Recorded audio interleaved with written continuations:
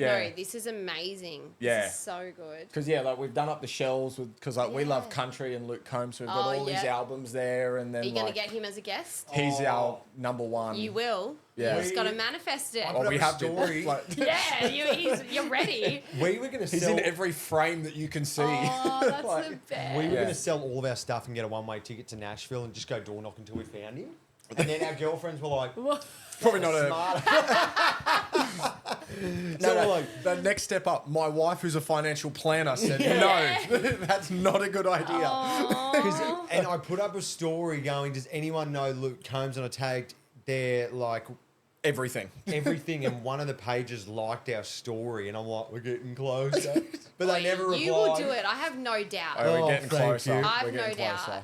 When We're we talk trying. about manifestation, maybe I can Let's give do you that. We'll get some into tips that. to bring Luke Combs in. We'll get into that. I'm Kirby Heck. And I'm Liam Kilpatrick. We're two best mates who helped each other through mental health hell. Using honesty, humour, and being real when everything felt like it was falling apart. And since then, it's grown bigger than we ever imagined. Cracked the top 15 of self-improvement podcasts in Australia. And we're coming for number one. We've sat down with CEOs, celebrities, Olympians, and entrepreneurs. Because this isn't just their story, It's ours too. enjoy the show. Cleo, welcome to the show. Thank you. I'm so excited. No, so are we. Thank you for coming. So some of our listeners will probably recognise you. So how long has it been over now? H2O. Yeah. Well, this year is the 20-year anniversary, I guess you say. Yeah, right. 20 years. That's crazy. Which is wild. Yeah, and it's like, I was saying to Liam, like, before you got here, I was like, good luck finding an Australian who grew up and didn't watch that show. Yeah, good luck. It's very, nostalgic for Australians especially. Yeah. Although, it's funny, it's actually bigger in Europe. Really? And America. It's bigger there than it is in Australia. Wow. When did I not went to know that. Europe and Yeah. America, I'd never been recognised more. What? Yeah. That's crazy. I still, to this day, think about like being the mermaid on the show and trying to not get wet. And I always think like, I don't know if you'd know the answer. Right? Say you're like in public, right, and somebody sneezes and you get a bit wet. Mermaid. In Kmart. Really? Is that how it works? Because I've always wondered that. I was in Bali the other day and I was near the pool and I was like, it'd suck to be one of those girls on H2O. because it rained a little bit and I was like, you'd have to be a mermaid. Yeah, you'd have to just hide inside forever, right? Yeah, that's exactly right. Yeah. Yeah, they So lived it's hard lives. any bit of H2O. Any bit of Just H2O. add water. That And then, changes. yeah. That changes things. So back then, when you like were going on the show or you were auditioning for the show, did you have any like inkling of like, oh, this will be fun, or you're like, I'll just audition for fun, or how did that come about? I was 11. Yeah. So I was a baby and I loved drama. My mum was a performing arts teacher. Both my mum and dad are musicians as well. So kind of in the industry, I had an agent. I'd done like a little bit of extra work and then this audition came up. But back then especially, you know, nowadays you might get an audition and they're like, this is already attached to Paramount or ABC or Netflix and we already have this star attached. So you kind of know going into an audition what it's going to be like, or, you know, you might get to read the full script, or you'll know the kind of level of success that you're looking at. Yeah. H2O, back then it was different, you know. Yeah. There was no social media, there was no way to measure success as soon as something went on air either, and I don't think it was attached to a network. Like I did my audition at Warner Brothers, but the actual studio that we initially filmed at was like these small studios at the back of Arundel. So it was kind of like, oh, what's this show I'm auditioning for with this weird name? Yeah. And they wanted me to dye my hair black, and I was 11 with blonde hair, and I'm To like, audition or to do the show? to do the show. So if I got the role, they said you have to dye your hair black, and I was like, no, I'm like, oh, that's so scary. I'm 11. No one dye. What even is dyeing your hair? Like, what's everyone at school gonna think? Like, I don't want the role, you know. Mum's like, go along anyway. Like, see how you go. So it was just 2 pages of script. Went along. Got the role 2 days later. Yeah. Obviously blew them away. Yeah. And Mum was on the phone. I still remember we were in the car, we were driving, and Mum's like, oh, so she got the role. And I was like, no, I don't want it. I don't want to dye my hair black. Like, oh my gosh. And I'm like, tell him I don't want it. I'm in the back seat. And Mum's like, and she doesn't have to dye her hair? And they were like, yeah. So Phoebe Tonkin, who played my sister, her real sister in real life, Abby, looks very similar to me. So they were like, no, like, this just goes to show it doesn't have to be like that. Like, you know, you don't have to look exactly the same to be sisters. Yeah. So, yeah, got the role, didn't have to dye my hair, and it was like 1 month of, I guess, not really knowing where the show would go or if it would be successful. Yeah. And then pretty quickly, I remember we got a knock on the trailer door, and it was like one of the producers, and he's like, we've just been picked up in 120 countries worldwide. shit. Was this And, like halfway through like season 1 or like no, at the end of it season had- or like? I don't even, like, I can't really remember. I don't think it had even aired yet. I could be wrong, but it was very early. We'd only been filming for like a month, and then they said, you're moving to Warner Brothers Studios, you get trailers, you get better catering. I'm like, yes, the food. And How good's life?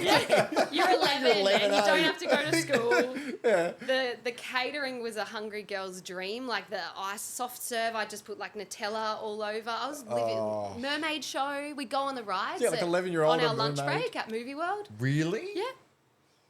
It was How many days a That's week in that are crazy. you filming? Well, I was a supporting lead, so I wasn't on all the time. So it was really different. Like 1 week I could be filming 4 days, and then the next week I could be filming 1. Next week I could be filming not at all. The next week 5 days. Yeah. So I would go to school sometimes, and then when I would be on set, there was a tutor and a tutoring bus, and I'd do my schoolwork. Oh, that's cool. And yeah, it was pretty full on, like on the days, especially as I got older, because we filmed for 4 years. So as I got older, I'm like in grade 11 and, you know, assignments. And, you know, as a young girl too, I'm starting to like need to wear a bra, and I'm getting pimples, and I'm broadcast to millions of people around the world, and they're trying to like cover up my pimples and fit me for bras, and my clothes aren't fitting anymore because I'm like growing hips, and like it was a lot for a young girl to take. And then to juggle school on top of School all on of that top. as well, yeah. Yeah, like I'd have to wake up at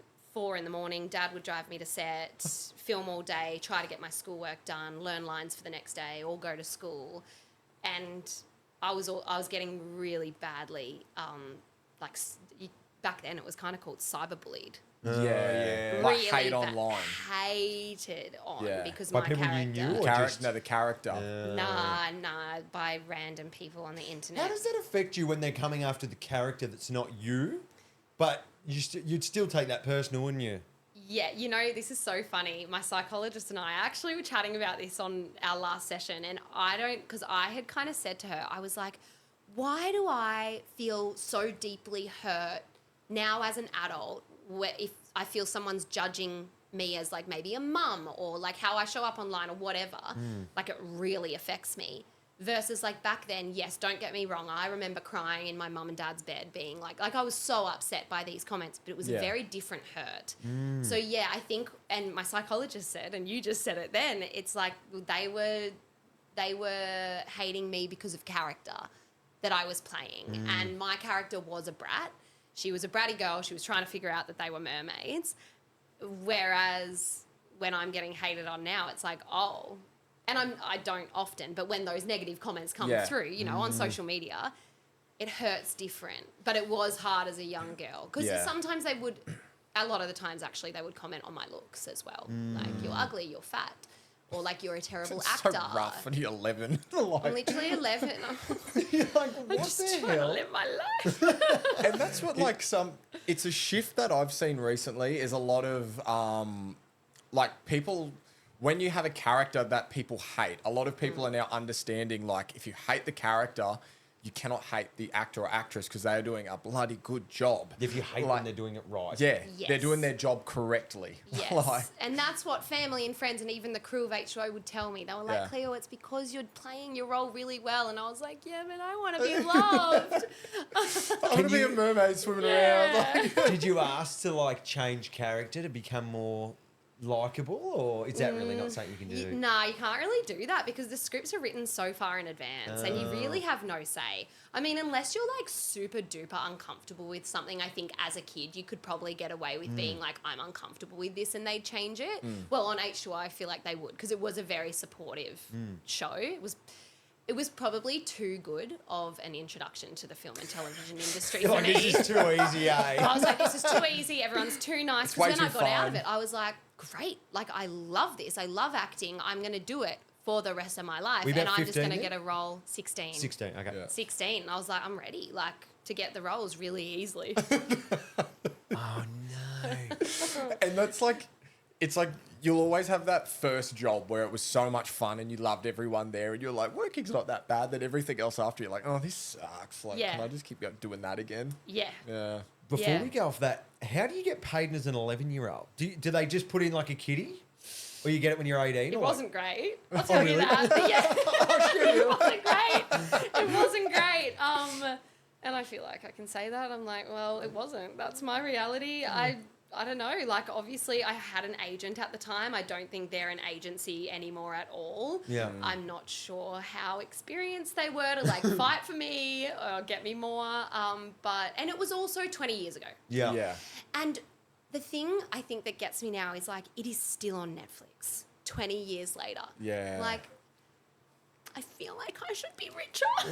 I feel like I should be getting royalties I feel every like, time yeah, it's like, watched. don't get me yeah. wrong, we get bits and pieces, but yeah. it's really, yeah.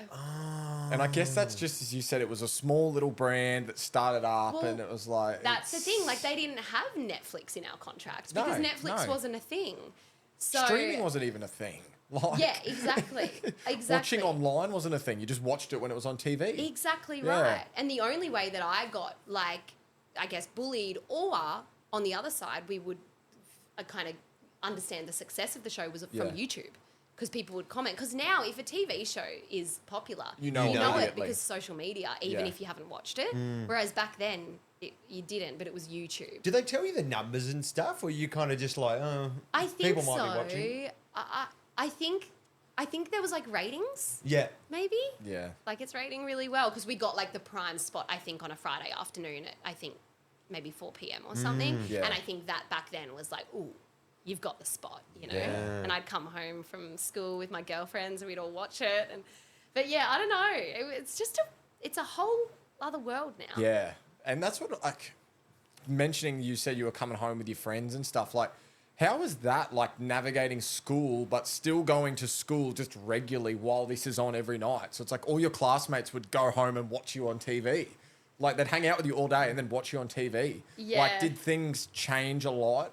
Like, you felt like, did you start getting treated differently or like... Don't get me wrong, there was a couple of girls that I wasn't really friends with that I Yeah. guess I felt maybe jealousy or judgment, and that was hard. But my core group of girlfriends that I still am best friends with to Yeah. this day were just too strong. Like Yeah. it was nothing ever changed, and they would always just support me. So that was really nice. Yeah, that's good. Yeah. Because I always wondered that, like the child actors who like have their friends are in school and then are doing these massive shows, but are still going through school. Like I always wondered, would it change? Would the teachers talk to you differently, give you a bit more leeways and stuff? I mean, the school teachers had to help me because they had to send all my work and stuff to the tutor. So I did feel like I got special treatment a little bit, but I always did way better when I was on set at school because the tutor would just do my Do it work for for you. me.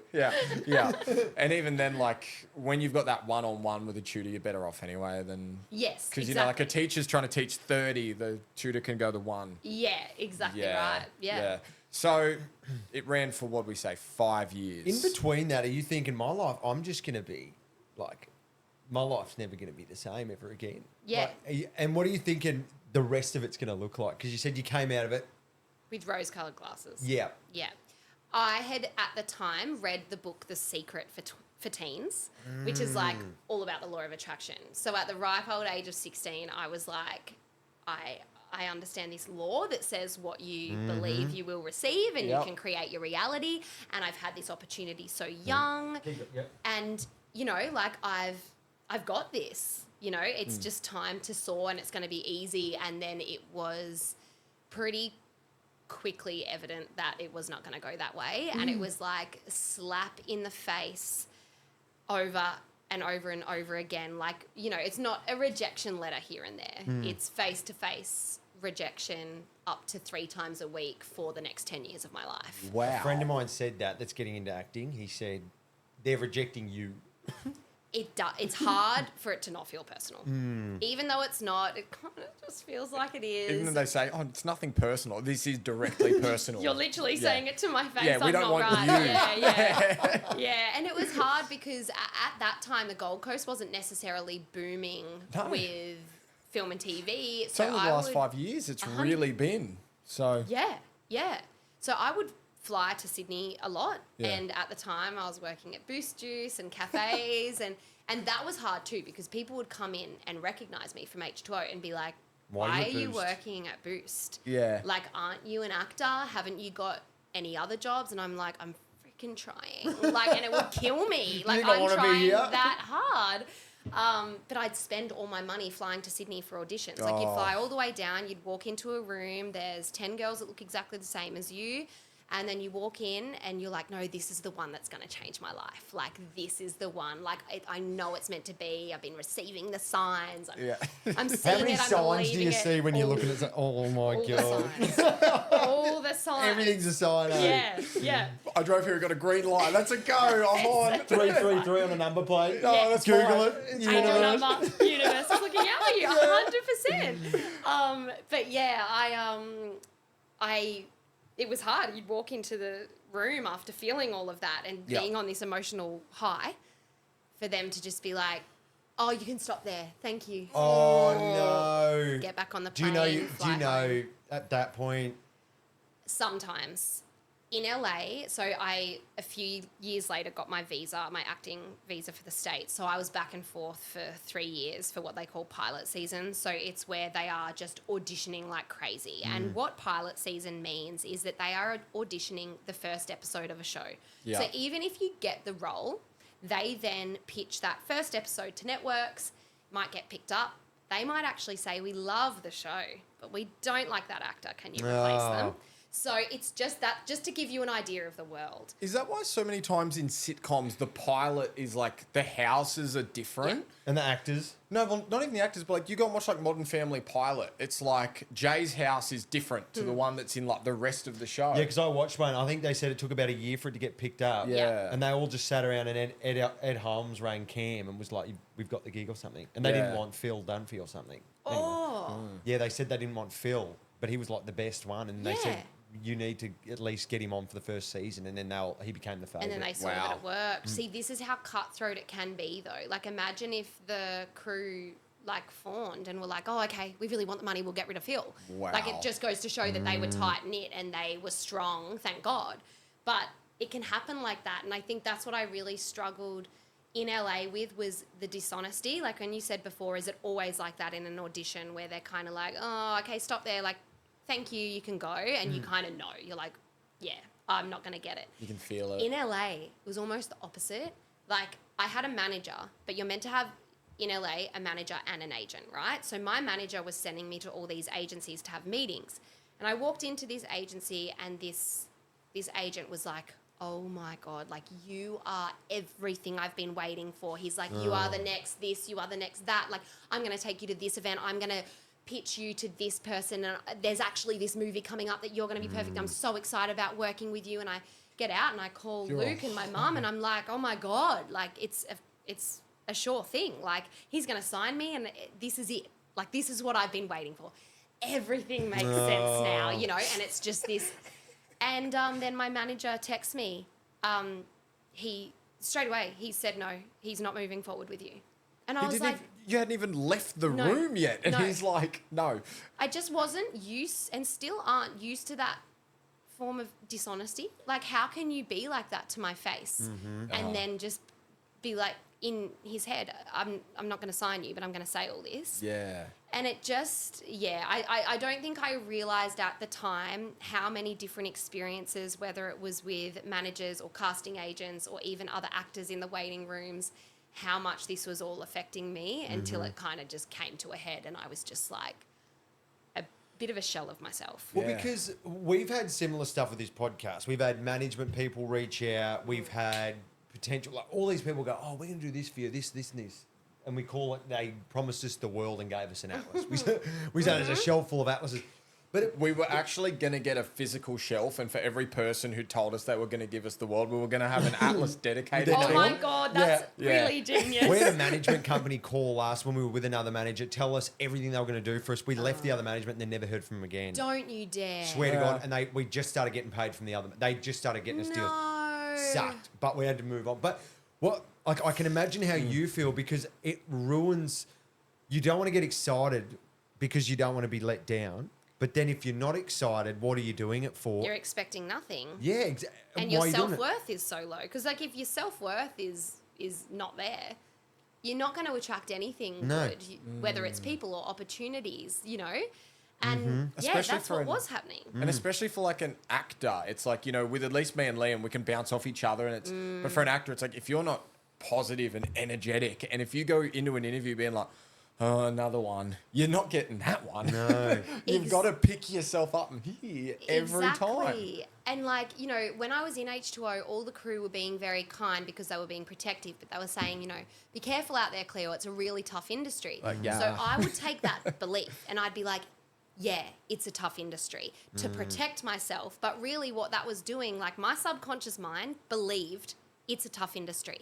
So no matter how much visualization, no matter how much meditating, positive mantras I did, it didn't matter because if our subconscious mind dictates 95% of our habitual behavior.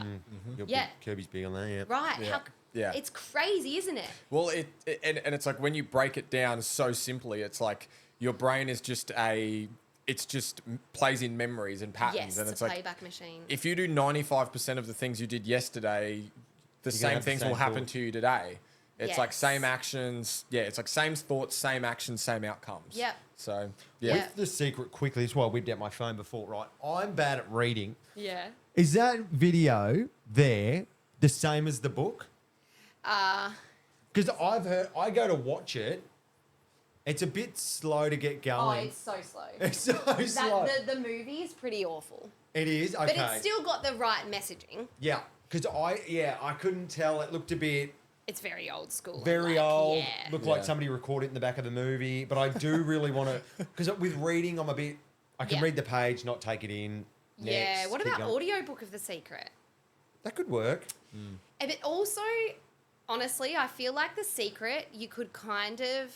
Oh, no, do read it. It's fun. It's one of those books that just gives you so much hope into the world of the law of attraction. But I think what I've learnt from so many years of using the law of attraction to manifest what I want successfully and very unsuccessfully, I've learnt that there's much more to it. And there's so many reasons as to why we don't manifest things as well. Like, it's not just ask, believe, receive. Like, there's more to it. Yeah. I think the hardest part with manifest, because my sister's a psychic medium. Oh. And she she's good. does this stuff as She well, is right? so good. I remember I was doing joinery and she told me about manifestation. I was like, all right, let's give this a go. So I'm driving into work, the best day of my life ever. This is gonna be the best. And it was like, wasn't even good. And then I started like really diving deep into manifestation, but I felt like I looked way too deep into it where like my spiritual brain and then my real brain would kind of contradict each other. And then that was something that I found really hard because like I would kind of question it, but then try and go with it and push back and go back. Yeah. How would you navigate that, do you think? So I've just finished this book called Outsmarting Reality, and I feel like it's like it that. kind of it's good. That's a great name. It's so good, and I feel like what you were saying just then, your spiritual mind was trying to outsmart reality, but reality was overpowering it, and perception is everything with that. So like if you perceive something that happens in front of you as bad or as negative or as annoying, that's exactly what it is. And then scientifically, it lowers your vibration. And when our vibration is lowered, that's energy, attracting energy. We attract the same energy back, be it through a person, an opportunity, a circumstance, it doesn't matter. But I think what I've learned through this book is, we have our old reality. So let's say our old reality is our current reality. Let's assume you have listeners that aren't liking where they're at the moment, right? So that's your current reality. That reality has all of these beliefs and thoughts and energy and emotion Feelings and- fueling it. And we have this Emotions, thing. like- Yeah. Because like if you think about it, energy needs energy to like feed and to survive and to vibrate. Yeah. So it wants that to almost like keep it alive. And I don't mean to get too sciencey, but sometimes the science stuff helps us remember that woo-woo actually works. Yeah. It has that realism to it almost. Yeah. Yeah, because it's all well and good to say woo-woo spiritual things, but then you're like, yeah, but is there merit to it? There is. Yes. Like there actually is. We have this thing in our brain called the reticular activating system. Have you guys heard of that? Yeah. Kirby does like NLP and all this brain stuff, so amazing. he'll get it. Yeah. Sick. Yeah. Okay, Dr. so Joe. you'll know. Oh, Joe Dispenza. Yeah, Dr. He's Joe, yeah. great. He So just yeah, released a new webinar. Anyway, Oh, has sorry. he? Yeah. Great. I can give it to you if you want. Oh, yes, please. We'll call it the RAS. It's just this like part of our brains that shows us evidence to support what we believe. So if we believe, like let's go with mine. I always believed I wasn't smart enough. I'm not capable. I'm not smart. I'm not smart enough. I never went to uni. This boy in grade 5 told me I wasn't smart, so I believed it. So my RAS in my brain shows me all the evidence to support that I'm not smart enough. Oh, Cleo, remember that time you sent that email that absolutely sucked and then you never heard back? Or remember when you said that really stupid thing in that meeting? And it shows you the evidence to feed that old reality. However, we have this new reality, right? Our desired reality. So in this desired reality is all the things that you want, whether it's like... If we use the same example as the boy said you weren't smart. Yes. If you're like, okay, I'm now want to be the smartest person in my grade. Yeah. So we'll run off that analogy, right? Okay, let's run off that. Yeah. So in that moment, I have a choice to perceive that I am my old reality and I'm attached to that negativity. It's inside of me. And sometimes it does feel like these beliefs and thoughts are attached to us because often they're formed from a young age. So they become like a part of our subconscious mind, dictating what we do, what we feel, how we react. However, you have a choice in that moment to change your perception, to be like, actually, what about all the times that I was smart enough, that I did get a yes, that someone loved what I was saying, that I got a good grade, or that I did like show up in a different way that was smart, in a creative way or whatever. Then all of a sudden you start to feed this new reality energy and it starts to kind of vibrate and feed off that. So we have a choice to feed, like we have, what do they say? Like up to 60,000 thoughts a day. 60 to 70,000, Yeah, well, we have a choice which thoughts to give attention to. So this book, Outsmarting Reality, is all about feeding that new reality, but getting yourself, and I know it's hard, but getting yourself to a place where you fully embody and believe that you are already there, that it's already happened. Like you have to act as if you are living out your new reality now, because so much of us, we desire, we wish, we want something. We want, yeah. Which means you don't have it. Yes. And because you're putting that energy out there of, because... From a lack. yes. Yeah. And like if you're saying, oh, I want this, the subconscious message is, I don't have this. Exactly. And then the energy feeds off that thought rather than the want. Yes. And the author of this book, he says that space between something. So let's say when we put someone on a pedestal, like if we put someone on a pedestal, we're like, they're amazing. Like they're just so far ahead, you know, and we create so much space. And he says importance. So let's say you want $20,000. Yeah. And that to you right now is so important because you believe that $20,000 would make you happy and would make you feel secure. Importance creates space between you and your desire. Well, you're not there, are you? You're not equal to it. Yeah. True. Yeah. It's still like... It's over there. Yeah. So we have to become equal with it. How? You want to vibrate at the same level. So what's going to make you vibrate high? What's going to make you feel good, feel grateful, feel in alignment and equal with that desire or that person or that opportunity? Because if I believe I'm not smart enough and I'm manifesting a promotion at work, I'm not going to get it because my belief is saying you're not smart enough and that energy does not match up with the great energy that the promotion would be sitting at. Does that make sense? Yeah. Because one thing that I learned in the last few weeks is that, so because humans are very emotional, it's whenever you react to something, so something happens to you and you have an emotional reaction, that's a thought in your brain, it's within 0.2 of a second. So you react to something emotionally before your brain has a chance to think about it. So, you know, like if you reach under the sink and you're trying to find something and you brush like something wet and you go, and you jump back. As you've gone hurt, your brain will realize, oh, it's just the sponge, but you're already in the motion of flying backwards. Yeah. And so I think that ties into, with your old reality and your new reality, it's kind of like, if you react to something this way with that emotional connection, you will keep yourself anchored in that state. Yes. So say, for example, like the guy who said to you that like you weren't smart, instantly you go to a state of sad and going, oh, I'm not. And like every time you have that thought of smart's intelligence, that 0.2 reaction tells you you're not, and it anchors you here. Yes. So once you realize that and you can start changing that narrative, that's when the shift happens. Yes, and I think what's so exciting about spiritual development, self-development, all this law of attraction, woo-woo stuff is that everyone holds the same power. And it's all just in our minds. And like, yes, it does take taking inspired action and doing cool things. Like you guys actually started the podcast and, you know, things like that. But our minds are so powerful.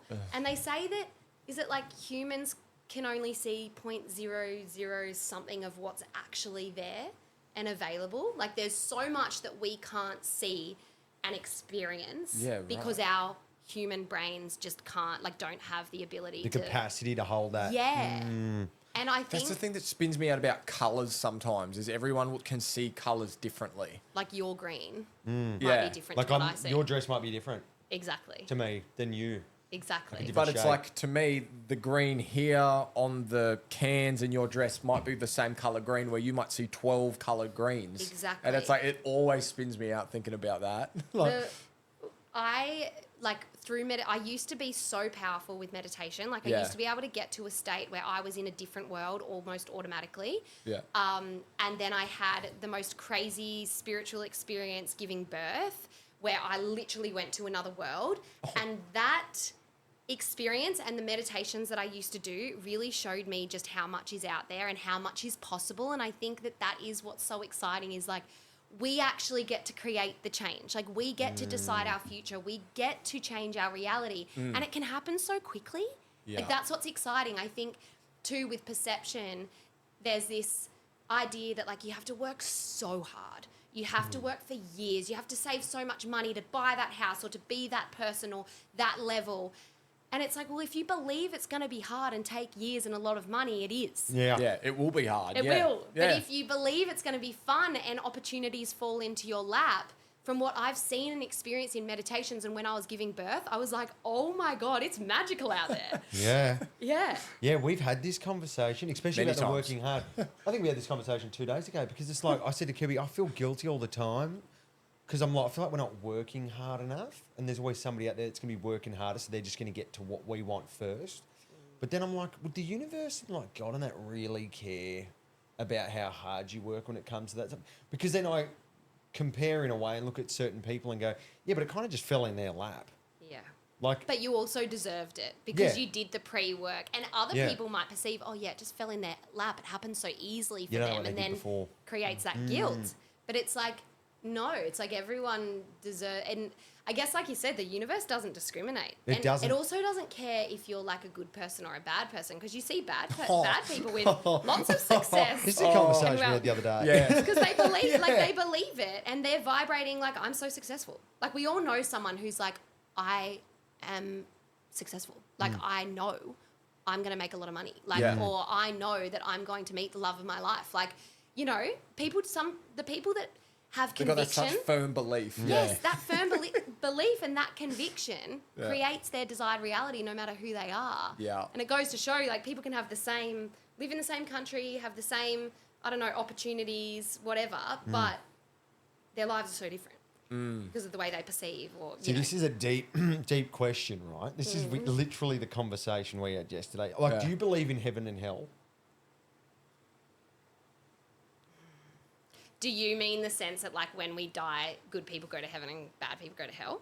In a way. I think it's all, and this is just throwing it out there, I don't know, but, like, it's all very self. Like, I feel like maybe the heaven and hell is more when we die, we reflect on how we were as an individual with what we were given, maybe? Yeah. I don't know.